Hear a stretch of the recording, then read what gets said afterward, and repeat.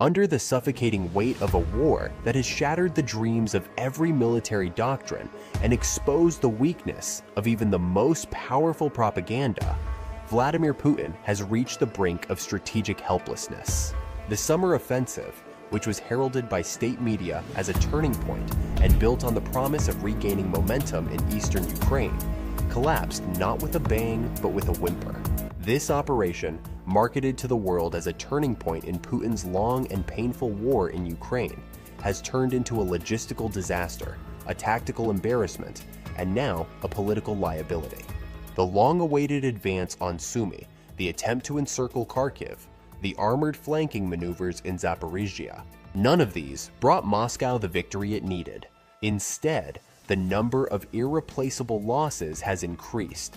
Supply convoys have ground to a halt, soldiers have mutinied, and trenches are filled with the defeated gazes of those who no longer believe in the war they are being forced to fight.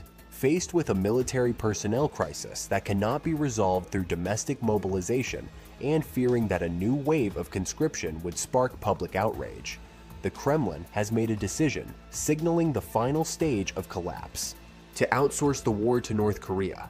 Not just ammunition and drones, but human resources as well. Pyongyang has agreed to send an additional 30,000 soldiers to the Ukrainian front, in addition to the estimated 12,000 already deployed in regions such as Kursk, Belgorod, and Bryansk. One-third of these 12,000 soldiers had already been rendered ineffective.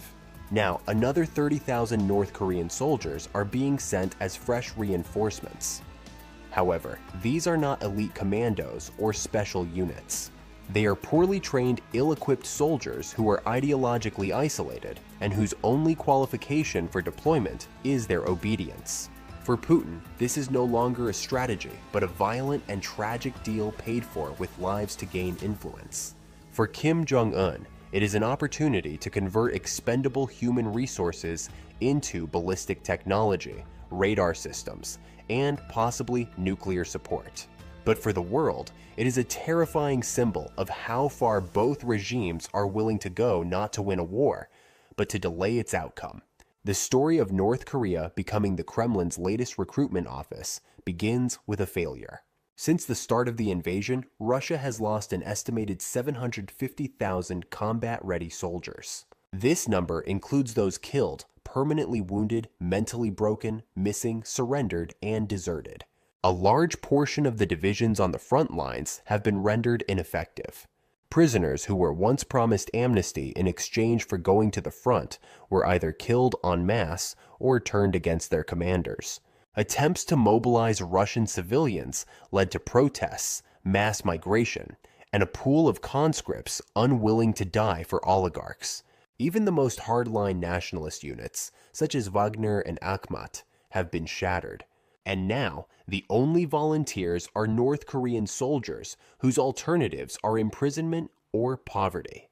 Kim Jong-un is stepping in with a different solution. Disposable forces who cannot question their mission, cannot read Western media, and cannot go home when things go wrong. Pyongyang's offer was simple: provide Russia with men and take everything it cannot obtain due to sanctions. What was the result? A new flow of human logistics that crossed every moral boundary.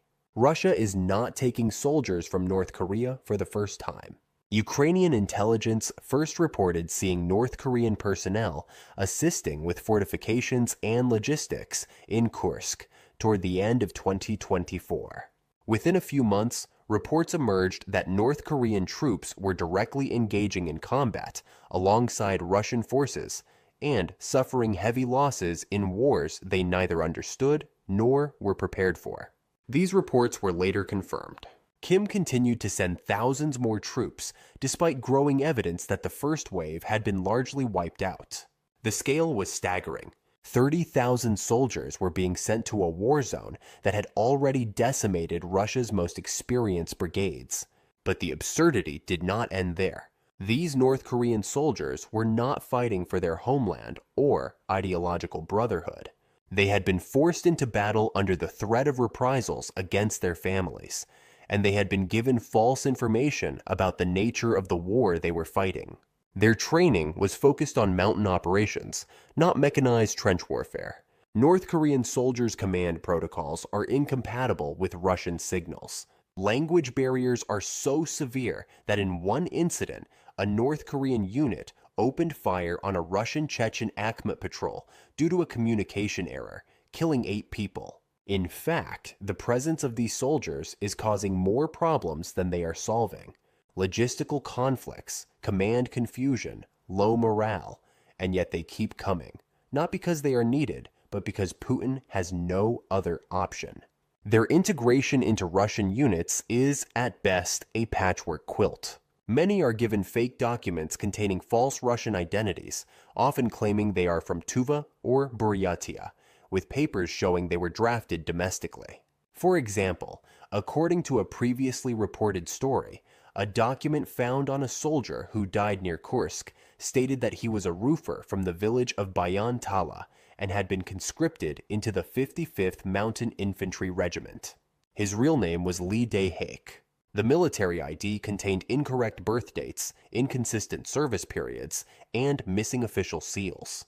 This was a poorly fabricated lie, just like the war itself. However, lies cannot stop artillery fire. As you may recall, while Pyongyang's forces were engaged in combat in the Kursk plains, a HIMARS salvo wiped out a 40-member North Korean unit.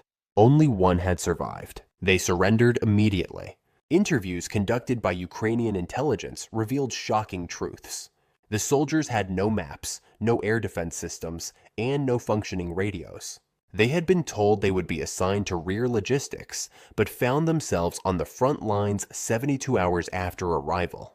Others described sleeping on plastic sheets in muddy trenches, sharing expired food, and being berated by Russian officers who viewed them as worthless and disposable. Then the desertions began.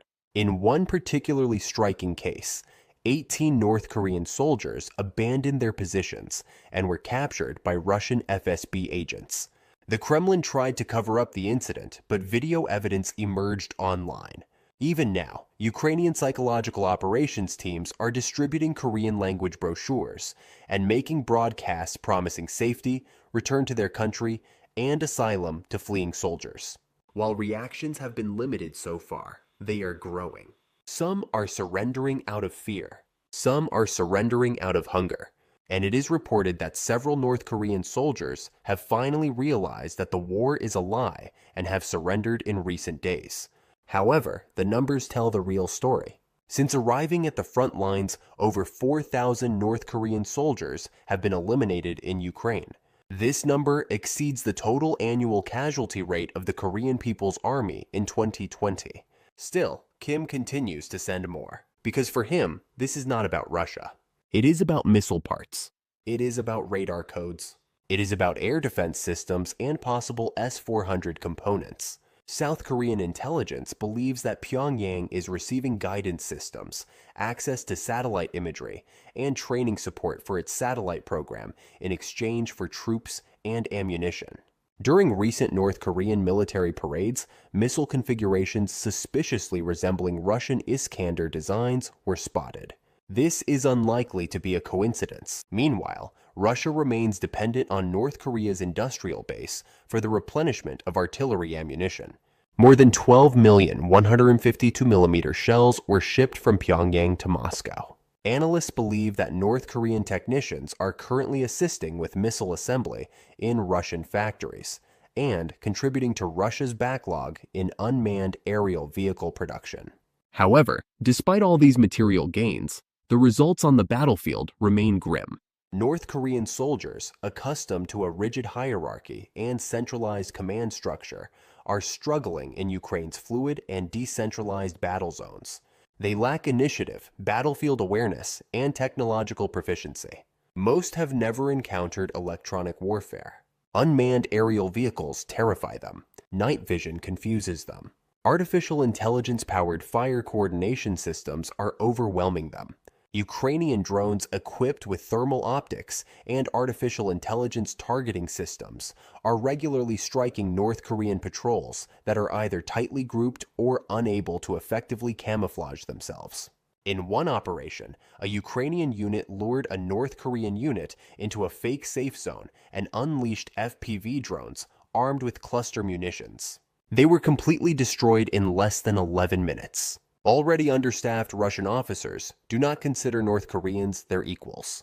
They are not provided with supplies, excluded from intelligence briefings, and often sent to the front lines as cannon fodder where casualties are high. This animosity is mutual. It is reported that North Korean soldiers find Russian commanders disorganized, unreliable, and condescending. In some cases, it is reported that entire North Korean units refuse to advance under fire. What was the response? It is claimed that no further news has been received about those soldiers. The war is no longer about ideology or territorial disputes. It is a stage for desperation and betrayal. Nevertheless, both sides remain stubborn.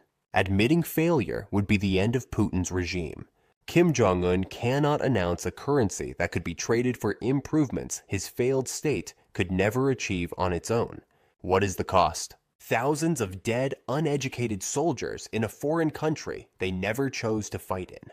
The most surprising thing is the silence. Neither Russia nor North Korea is acknowledging the scale of this operation. General certificates are being issued to the families of the deceased soldiers. Funeral services are being held in secret. Pyongyang is imposing confidentiality agreements on mourning relatives and threatening those who speak out with sanctions. Russian state media is completely ignoring the issue and instead focusing on anonymous foreign volunteers with no names, ranks, or stories. However, this illusion is beginning to crack. During the summer, Ukraine's counteroffensives exposed the depth of Russia's manpower crisis. All sectors are now run by foreign units, demoralized reservists, and recently conscripted prisoners. Still, Kiev is making progress. Not because it has more soldiers, but because it has smarter systems, better training, and the moral clarity of defending its homeland. The contrast could not be more stark. Russia is fighting with lies, mercenaries, and foreign blood. Ukraine is fighting with innovation, discipline, and purpose. Every North Korean soldier who lays down his arms confirms this. This is not a partnership. This is a tragedy. And the world must not confuse helplessness with strategy. And the truth buried beneath all this rotten collaboration is that the Kremlin no longer has an army capable of sustaining the war. Russia's losses are no longer just immeasurable, they are irreparable. Every inch of territory Moscow holds along the vast front stretching from Crimea to Donetsk is, in reality, a quagmire, a bottomless machine of attrition that draws in more troops every day, consumes more supplies, and causes more logistical collapse. The reality that Putin is trying to hide by playing with numbers is that in the third year of the war, the Russian armed forces have effectively become dysfunctional. As we mentioned in our video with Ukraine's counteroffensives, at least 700